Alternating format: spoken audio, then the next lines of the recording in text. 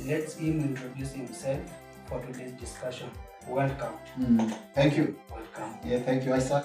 I am Julius, Dr. Julius from Siloam Medical Center, and today we are going to discuss about the drug or substance abuse, as Isaac had said, and we are going to understand what that condition is.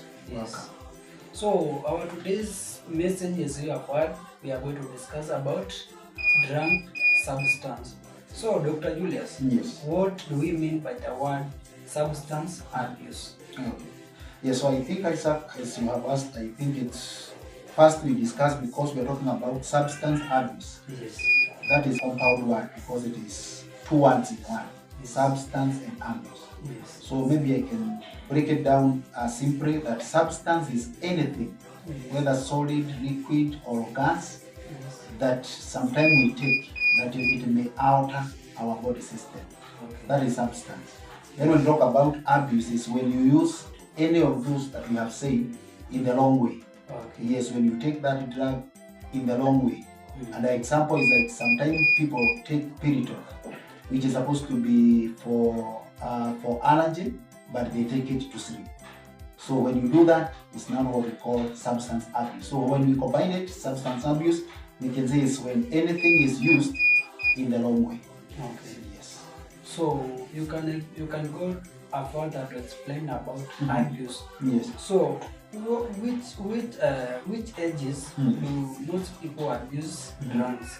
Is it from adolescence to 35 years and above years, or you can conclude everybody can abuse drugs? Okay, mainly we can say that anybody, because it is any age. Any age is abusing drug. But when you come to the young people, from around age 15 going to around age 25, Yes. we can now say it's around young adult and adolescents. Those are the people who are misusing those drugs. Okay. Yes. So the what balance is high. Yes, sorry. What are some of the abused drugs mostly used in Kenya? Okay. Yes. So we have many of them, but I highlight the most common one. Yes. The most common one is like pan, which we call marijuana. Yes. There is tobacco, and tobacco is of two types. There is one that the old women or men normally use, the one they use in their nose when they snap. But there is still another people that they normally use the one for mouth. They put it in the mouth. Yes, so that is tobacco. Then we have cocaine. We have what we call the amphetamines. We have the alcohol. Yes, we have the marijuana, no, the heroin. Yes, so those are the most common one, and the mela.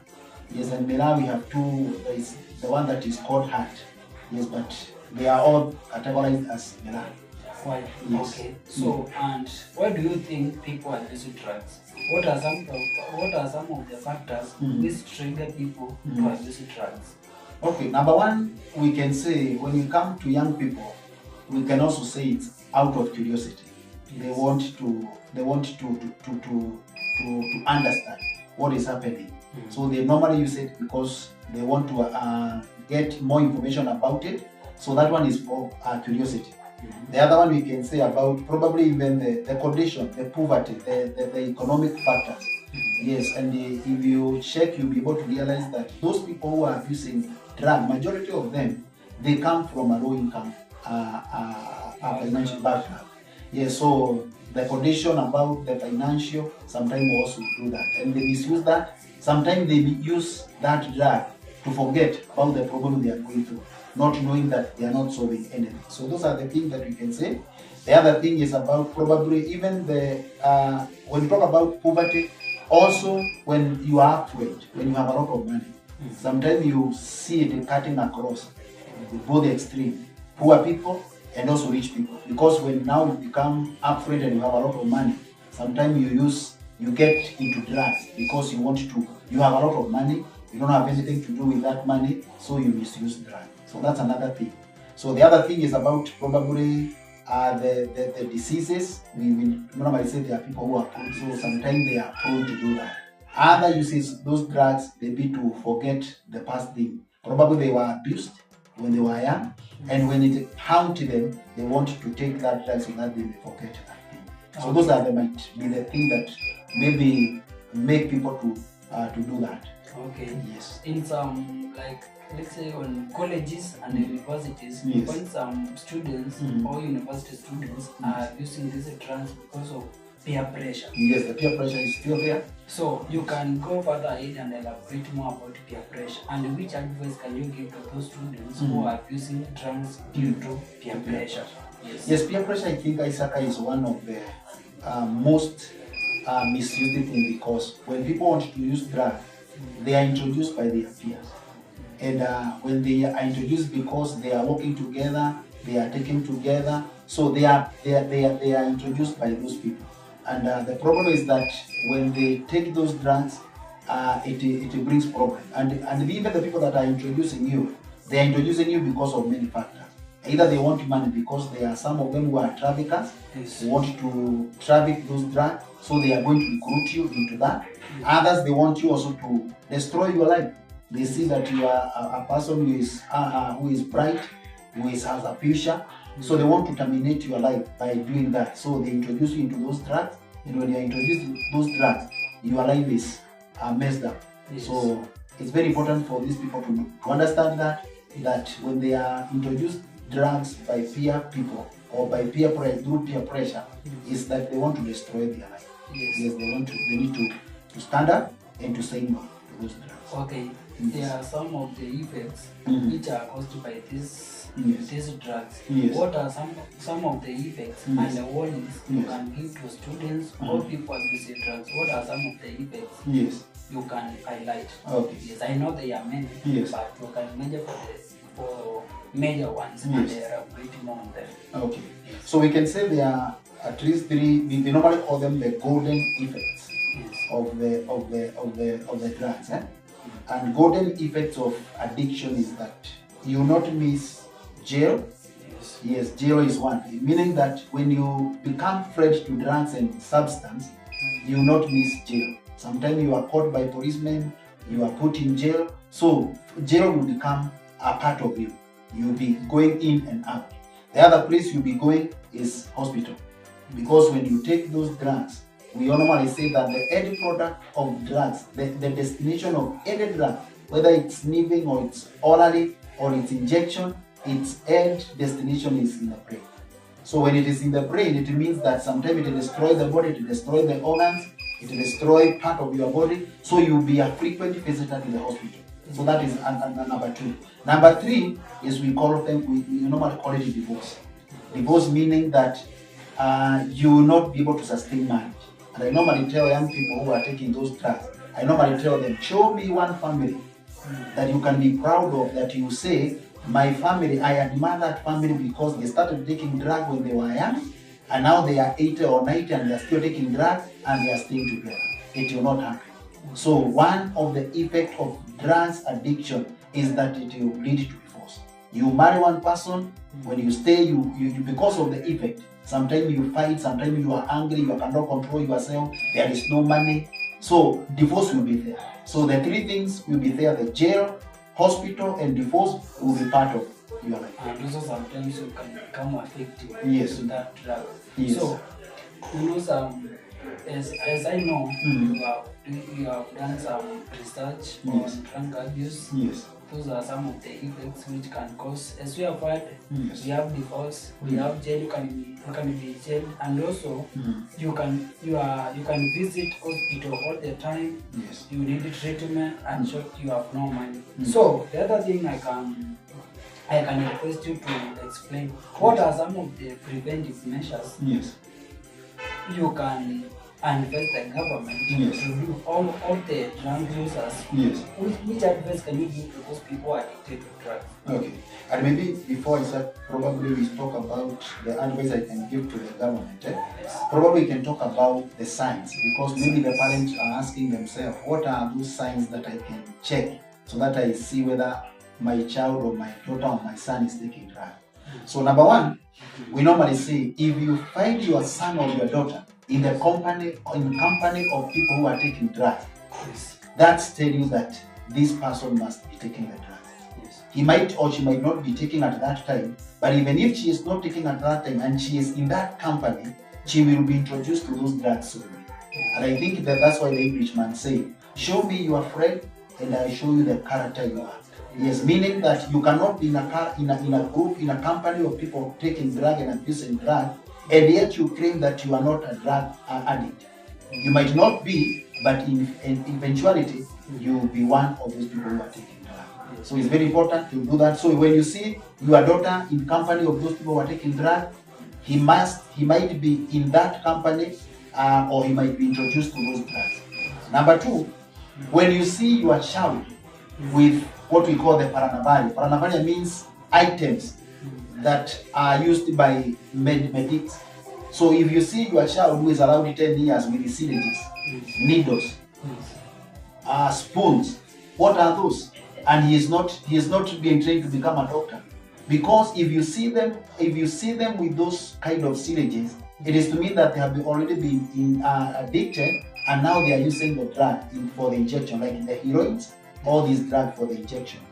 If you see your spoons at home are disappearing, all of a sudden you buy a bunch of spoons, they are disappearing, and you find them either in your daughter or in your son's cubicle. It is to mean that probably your daughter is taking drug. And what sometimes they normally do, they use, if you find the spoon, if you find candles and matchbox in that house, and sometimes they are burnt on the lower side, on the beneath the spoon, it is to mean they are doing it. Because there is a drug they normally put in the spoon, and then they heat it with a candle. So when it starts evaporating, they follow it with what we call the straw. The straw we normally use for sauna. So they follow that and they inhale that. So when you see those items in that cubicle, you see the spoon, the mushroom, and the spoon probably are burnt, the straw, and he's not taking soda, they might be taking those things. So the other thing you might also be able to see, we have said about the syringes, so you might also see things disappearing from home all of a sudden, and you start seeing probably some item like pangas, sufuria, they are disappearing from home. They might be taking those sufuria and selling them in order to get the money. They do what we call butter. Yes, the butter exchange or the butter trade. Yes. So that they get money, and they sell them at a very low price. Yes. Number four, probably the other signs you might check is that they are people who normally camouflage the smell. Because when you take the bang and those things, there is that smell, that a pungent smell that comes from the mouth. So what happened with these people, sometimes when they are coming home from school and from colleges and from work, immediately if you notice that your son is carrying a lot of chewing gum, tropical sweet, what we call the mint, and when they reach home, they are putting them in the mouth, or he is chewing all throughout, it is to mean that child might be having a problem with addiction. So he is taking or she is taking those chewing gum so that they may camouflage those kind of the smell that you may sense. Yeah, so that's another thing that you may be able to check. So I think those are some of the signs.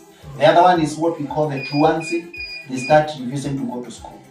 They were very good, but now they start becoming refusing to go to school. Yes, they want to say I don't want to be educated, I want to go to school. So if you see that behavior that was not there, it is to mean your child might be in drug. The other thing is now what we call the physical change. Your child is now becoming dirty. He was a very good and neat person, but all of a sudden he's not bathing, wearing tattered clothes, refusing even to shave the hair. So if you start seeing that kind of behavior that was not there, it is to mean probably your child might be introduced, have already been introduced to those drugs. Yes, so I think those might be the signs that you may be seeing. So maybe the last question. Yes. What are some of the sample or tests you can do to prove that someone is abusing drugs? Okay.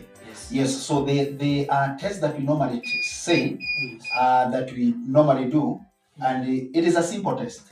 So when they come to our facility here in Siloam Medical Center, or in Siloam, we have another facility in Mitikenda, Kamakis. So if you come there, what we normally do is a simple test, and we normally call it CAGE. CAGE is an acronym of C-A-G-E. So C stands for cat.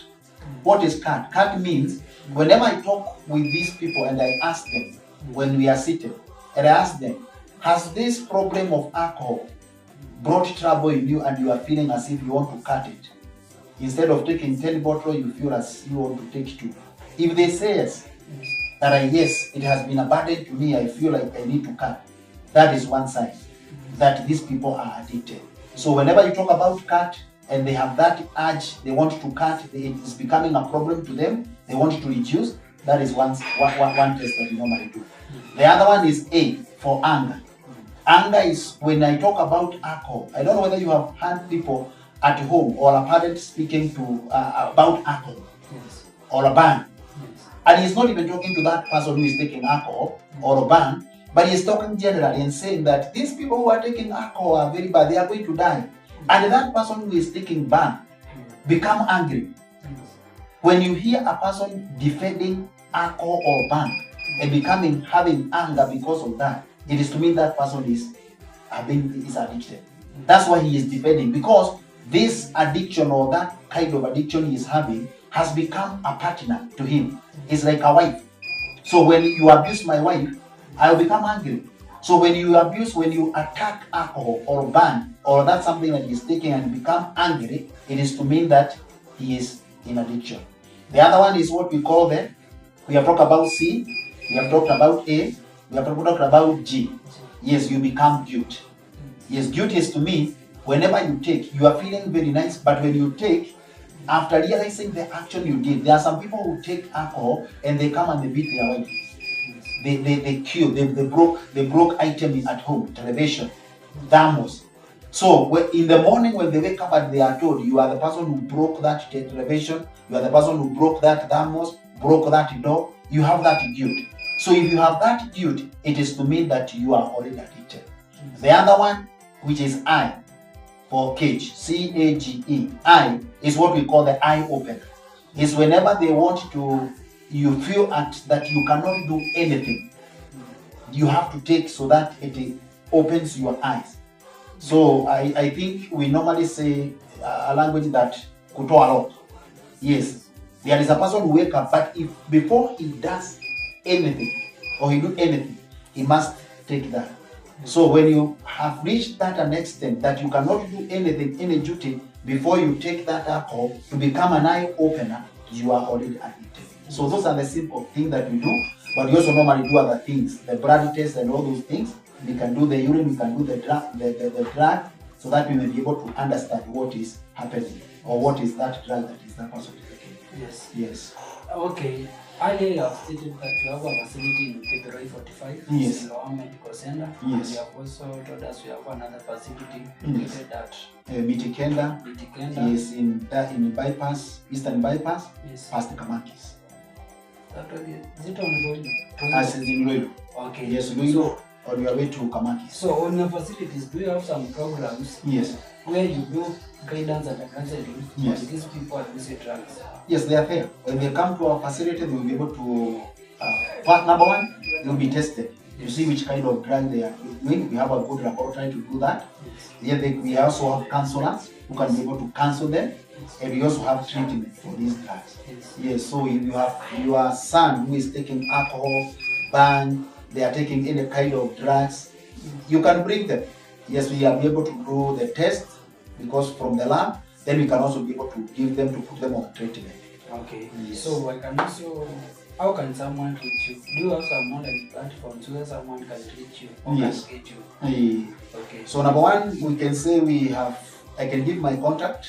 Yes. Yes, that is 0720 730 702. Then they can also visit our facility where we have said we are located, either in Kamakis or here in Githurai 45. They can come and be able to see us. Number three, they can also follow us through the YouTube, the YouTube channel. Yes. And we normally have this program, or we having this program every Wednesday. So every Wednesday we'll be talking about a certain condition, a certain disease that is disturbing people. And we also like you to maybe to tell us or to request us which topic you'd like us maybe to discuss about. Probably the topic that is disturbing you or the condition that is disturbing you, we can be able to incorporate it in our program and we can be able to share. So That's what we are doing. So you can also give them Mhm. your which names are you using for your all online platform? That Yes. is TikTok, Yes. Facebook, Yes. and YouTube. Yes. So in Facebook and TikTok, we are using Siloam Spring Medical Center. So that is the one that we are using, all of them. So if you go there, you'll be able to, you search, you'll be able to see us there, and you'll be able to gain knowledge. And I also think it's good important for, if you allow me, Isaac, to say that we are not just doing medical things, we are also doing what we call the Bible, and that's what our theme is, the Bible and health, because we normally also teach the Word of God on Monday. We normally have a topic that we are doing, and on Friday. So you can be able to join us for all those things. I think it will be beneficial for you, so that you may become loud, or well, physically, emotionally, and even spiritually, and you'll be able to gain more knowledge.